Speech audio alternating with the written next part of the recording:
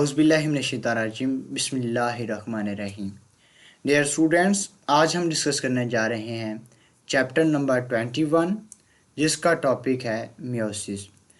Meiosis से पहले आपको माइटोसिस समझना बहुत ज़रूरी है ताकि आपको मियोसिस क्लियरली समझ आ सके। इसलिए जिसने मेरा माइटोसिस का टॉपिक नहीं देखा तो काइंडली आप वो व्यू कर लें ताकि आपको मियोसिस अच्छे से समझ आ सके, जिसका लिंक मैंने डिस्क्रिप्शन में दे दिया है। अब हम स्टार्ट करते हैं मियोसिस को। मियोसिस बेसिकली वो प्रोसेस है जिसमें एक सेल डिवाइड होता है तो हमें 4 न्यू सेल्स देता है, लेकिन जो न्यू सेल्स बने होते हैं हमारे पास उसमें नंबर ऑफ क्रोमोसोम्स हैप्लाइड हो जाता है। अब देखें, suppose this is our one diploid cell. जब ये डिवाइड होगा तो ये हमें न्यू सेल्स देगा, लेकिन उसमें नंबर ऑफ क्रोमोसोम्स हैप्लाइड होगा। म्यूसिस के लिए हम वर्ड यूज़ करते हैं, ये एक सेक्सुअल रिप्रोडक्शन है। बट वाई म्यूसिस को हम सेक्सुअल रिप्रोडक्शन इसलिए कहते हैं क्योंकि ये गैमीटिक टाइप ऑफ रिप्रोडक्शन है। गैमीट्स मीन्स दैट मेल्स के टेस्टिस में स्पर्म का बनना मियोसिस के थ्रू होता है। फीमेल्स में ओवरीज के अंदर एग्स का बनना that occurs through meiosis. That's why हम इसे सेक्सुअल रिप्रोडक्शन का भी नाम देते हैं। मियोसिस को फर्दर हमने 2 फेजेस में डिवाइड कर दिया है, मियोसिस 1 एंड मियोसिस 2। अब जो मियोसिस है हमारे पास, जिसके नतीजे में हैप्लाइड सेल्स बनते हैं। जब ये हैप्लाइड सेल आपस में कंबाइन हो जाते हैं, मर्ज होते हैं, फर्टिलाइजेशन होती है, मीन्स एग्स और स्पर्म का आपस में मिलाप होता है, तो रिजल्टेंट हमारे पास डिप्लाइड सेल्स बनता है, जो कि जाइगोट के तौर पर हमारे पास नमूदार होता है। मियोसिस को प्रोसेस को हम देखें तो हम कहते हैं मेल्स के अंदर टेस्टिस के अंदर स्पर्म का बनना, ये प्रोसेस कहलाता है स्पर्मेटोजेनेसिस। जबकि ओवरीज के अंदर एग्स का बनना, ये प्रोसेस कहलाता है ओवोजेनेसिस। अब मियोसिस को मैंने 2 प्रोसेस में डिवाइड किया, एक मियोसिस 1 और दूसरा मियोसिस 2। जो मियोसिस 1 है इसमें एक सेल डिवाइड हुआ फर्दर 2 सेल्स में, जिसमें हर एक सेल फर्दर डिवाइड हुआ 2 सेल्स में। तो आप देख सकते हैं एक सेल के नतीजे में हमारे पास यहाँ पर 4 न्यू सेल्स बन चुके हैं। इसलिए मैंने स्टार्ट में मियोसिस की डेफिनेशन ये की थी कि मियोसिस वो सेल डिवीजन की टाइप है जिसमें एक सेल डिवाइड होगा तो हमें 4 न्यू सेल्स रिजल्टेंट में मिलेंगे। मियोसिस 1 को पहले हम देख लेते हैं, जिसको फर्दर 4 फेजेस में डिवाइड किया गया है। फर्स्ट ऑफ ऑल हमारे पास है prophase 1, metaphase 1, anaphase 1 and telophase 1। जो प्रोफेज 1 है इसको फर्दर 5 टाइप्स में कैटेगराइज किया गया है। सबसे पहले हम प्रोफेज 1 को देख लेते हैं। प्रोफेज 1 सबसे लॉन्गेस्ट फेज है, जो कि अबाउट 90% वॉल्यूम कवर कर रही है मियोसिस 1 का। ये जिसमें क्रोमोसोम्स कंडेंस होना शुरू हो जाते हैं और साइनेप्सिस का प्रोसेस अकर होता है। साइनेप्सिस बेसिकली वो प्रोसेस है जिसमें होमोलोगस क्रोमोसोम्स एक दूसरे के करीब आ जाते हैं और टेट्रॉड फॉर्मेशन होती है। होमोलोगस क्रोमोसोम्स वो क्रोमोसोम्स होंगे जो साइज और शेप में सेम होंगे, एक जैसे होंगे, उनके लिए हम वर्ड यूज़ करेंगे होमोलोगस क्रोमोसोम्स का। अब यहाँ पर एक वर्ड टेट्रॉड, ये कन्फ्यूजन क्रिएट कर रहा होता है क्योंकि उसमें क्रोमोसोम्स तो 2 होती हैं, लेकिन हम उसके लिए वर्ड टेट्रॉड का क्यों यूज़ करते हैं, उसकी रीज़न ये है, नो डाउट क्रोमोसोम्स 2 हैं बट क्रोमैटिड्स वो 4 इन नंबर हैं। दैट्स वाई हम इसके लिए वर्ड टेट्रॉड का यूज़ करते हैं। प्रोफेज 1 में क्या होगा, सिंपली जो चेंजेस, जो काम हमारे पास माइटोसिस के केस में प्रोफेज 1 में हुआ था, वही चेंजेस, वही स्टेप्स यहाँ पर भी अकर होंगे। सबसे पहले सेंट्रियोल अपेयर होना शुरू हो जाते हैं, जिससे स्पेंडल फाइबर बनते हैं। जो हमारे पास न्यूक्लियर एनवेलप होती है, न्यूक्लियर एनवेलप प्रोफेज 1 में टूटना स्टार्ट हो जाती है और न्यूक्लियोलाई हमारे पास यहाँ डिसअपेयर हो जाते हैं।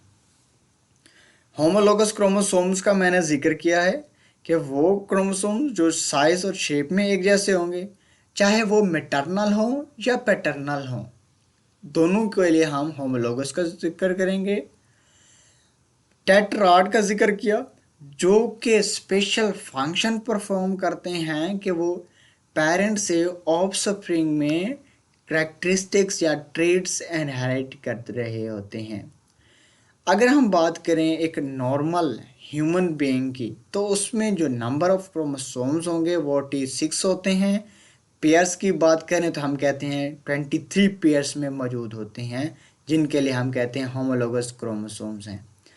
अब 23 में से जो 22 क्रोमोसोम्स होते हैं वो ऑटोसोम्स होते हैं, मीन्स दैट वो मेल्स एंड फीमेल्स में सेम रहते हैं। जबकि जो एक पेयर है क्रोमोसोम का, ये सेक्स क्रोमोसोम्स कहलाता है।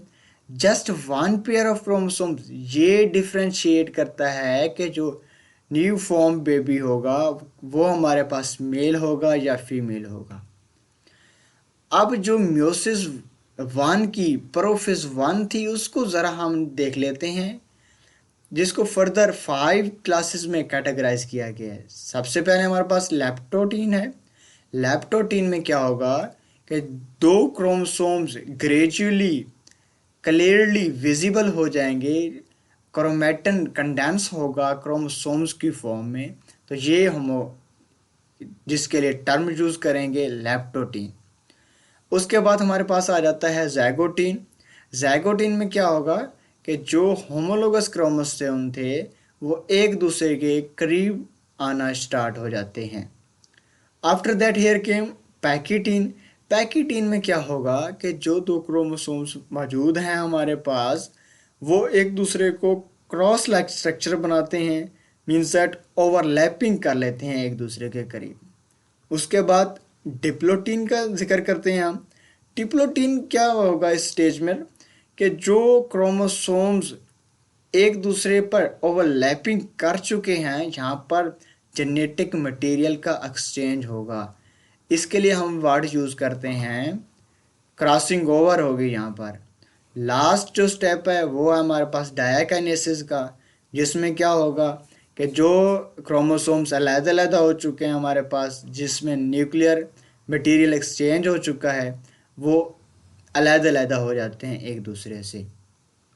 इसको ज़रा रिटर्न फॉर्म में देख लेते हैं क्रॉसिंग ओवर को। अब ये हमारे पास जेनेटिक मटेरियल एक्सचेंज होगा सिस्टर क्रोमेटिड और नॉन सिस्टर क्रोमेटिड्स का, ठीक है। अब इसको मैं थोड़ा सा यहाँ से बताता हूँ आपको, सिस्टर क्रोमेटिड क्या होते हैं और नॉन सिस्टर क्रोमेटिड क्या होंगे। अब ये देखें, ये दो हमारे पास सिस्टर क्रोमेटिड्स कहलाते हैं। क्यों? क्योंकि ये दो आपस में एग्जैक्ट कॉपी हैं, जबकि ये और ये नॉन सिस्टर क्रोमेटिड कहलाएंगे क्योंकि ये आपस में एग्जैक्ट कॉपी नहीं है। टेट्राड का जिक्र किया मैंने। टेट्राड को देखें, यहाँ पर क्रोमोसोम्स तो 2 हैं, 1 and 2, but number of chromatid को देखें वो 4 हैं। दैट्स वाई हम इसके लिए वर्ड यूज़ करेंगे टेट्राड का। अब देखें, मैंने जिक्र किया नॉन सिस्टर क्रोमेटिड, तो ये और ये नॉन सिस्टर क्रोमेटिड हैं। इसने क्रॉस लाइक स्ट्रक्चर बनाया, जेनेटिक मटेरियल यहाँ से एक्सचेंज हो गया, फिर जो अलग-अलग जेनेटिक मटेरियल चेंज हो चुका है उसको हम कह रहे हैं कि इसमें अब वेरिएशंस आएंगी, चेंजेस आएंगे, जो हमारे पास फर्दर न्यू प्रोजेनी अपेयर होगी। प्रोफेज 1 के बाद हमारे पास फेज आ जाती है मेटा फेज। मेटा का मतलब होता है मिडल। अब यहाँ से हमें आइडिया हो जाता है कि जो क्रोमोसोम्स होमोलोगस क्रोमोसोम्स से वो अपने आप को मिड पोजीशन पर अरेंज कर लेते हैं। हम देख सकते हैं यहाँ पर कि क्रोमोसोम्स ने अपने आप को मिड पोजीशन पर अरेंज कर लिया है। मेटाफेज के बाद बारी आ जाती है एनाफेज की। तो एना का मतलब होता है अपार्ट फ्रॉम, अलग-अलग करना, ऑपोजिट पोल की जानिब खींचे चला जाना। आप देख सकते हैं यहाँ पर जो सेंट्रियोल्स हैं वो क्रोमोसोम्स को ऑपोजिट पोल्स की जानिब खींच रहे हैं। लास्ट फेज है टीलोफेज है। टीलोफेज में क्या होगा कि जो क्रोमोसोम्स एग्जैक्ट कॉपी थे एक दूसरे की, होमोलोगस क्रोमोसोम्स ऑपोजिट पोल्स पर पहुंच चुके होते हैं। अब हमारे पास सेल्स रेडी हो चुका है साइटोकाइनेसिस के लिए, जिसमें एक सेल दो में डिवाइड होगा। आप यहाँ से देख सकते हैं जो हमारे क्रोमोसोम्स थे वो अलग-अलग पोल्स पर पहुंच चुके हैं। सेल वॉल इन्वेजिनेट होगी और हर एक सेल दो में डिवाइड हो जाएगा। इसे हम कहेंगे यहाँ पर टेलोफेज 1 एंड हुई है। टेलोफेज 1 के एंड होते ही साइटोकाइनेसिस हो चुकी है, दो सेल्स बन चुके हैं। तो यहाँ पर प्रोफेज 1 भी कंप्लीट हो चुकी है, एनाफेज 1 भी कंप्लीट हो जाती है, टेलोफेज 1 भी कंप्लीट हो जाती है। तो सिंपली हम कह सकते हैं यहाँ पर मियोसिस 1 कंप्लीट हो चुकी है। मियोसिस 1 के बाद मियोसिस 2 आती है। मियोसिस 2 एग्जैक्ट कॉपी है माइटोसिस की। जो प्रोसेस वहाँ पर होता था सेम स्टेप सेम प्रोसेस यहाँ पर भी होगा, लेकिन थोड़ा सा डिफरेंस मैंने यहाँ पर मेंशन कर दिया है। वो ये है कि जस्ट मियोसिस 2 में ये फ़र्क है कि यहाँ पर डीएनए की रेप्लिकेशन नहीं होगी, डीएनए रेप्लिकेट नहीं करेगा। बाकी सारा प्रोसेस सेम लाइक है माइटोसिस। फर्दर मोर ब्रीफली मैं यहाँ पर एक्सप्लेन भी कर देता हूँ। मियोसिस 2 की फर्दर प्रोफेज 2, उसमें क्या होगा कि जो न्यूक्लियर एनवेलप है वो ब्रेक होना स्टार्ट हो जाएगी, न्यूक्लियोलाई डिसअपेयर हो जाएंगे, स्पेंडल फाइबर अपेयर होना स्टार्ट हो जाएंगे प्रोफेज 2 में। प्रोफेज 2 के बाद मेटाफेज 2 आ जाती है। सेम लाइक मेटाफेज इन माइटोसिस, जो क्रोमोसोम्स हैं वो अपने आप को मिड पोजीशन पर अरेंज कर लेते हैं। नेक्स्ट हमारे पास एनाफेज आ जाती है। अब जो सेंट्रियोल्स यहाँ पर मौजूद थे स्पेंडल फाइबर के थ्रू वो सिस्टर क्रोमैटिड को ऑपोजिट पोल की जानिब खींचते हैं, मूव करवाते हैं। यहाँ पर थोड़ा सा डिफरेंस है, याद रखना है। पहले तो ये होता चला आ रहा था कि जो सेंट्रियोल्स थे उसके स्पेंडल फाइबर ने क्रोमोसोम्स को ऑपोजिट पोल्स पर मूव किया, लेकिन यहाँ पर क्या होगा कि जस्ट सिस्टर क्रोमैटिड को खींचेंगे, क्योंकि यहाँ पर डीएनए रेप्लिकेट नहीं हुआ था मियोसिस 2 में। लास्ट फेज है टीलोफेज है। इसमें सिस्टर क्रोमैटिड ऑपोजिट पोल्स पर पहुँच चुके होते हैं। अब सेल साइटोकाइनेसिस के लिए रेडी हो चुका होता है, साइटोकाइनेसिस होती है और एक सेल फर्दर दो में डिवाइड हो जाता है। अब यहाँ से देख सकते हैं ये दो सेल्स हमारे पास बने थे मियोसिस 1 के नतीजे में, और हर एक सेल फर्दर दो सेल में डिवाइड हो रहा है। तो ये हमारे पास मियोसिस 2 के नतीजे में डिवाइड हो रहा होता है।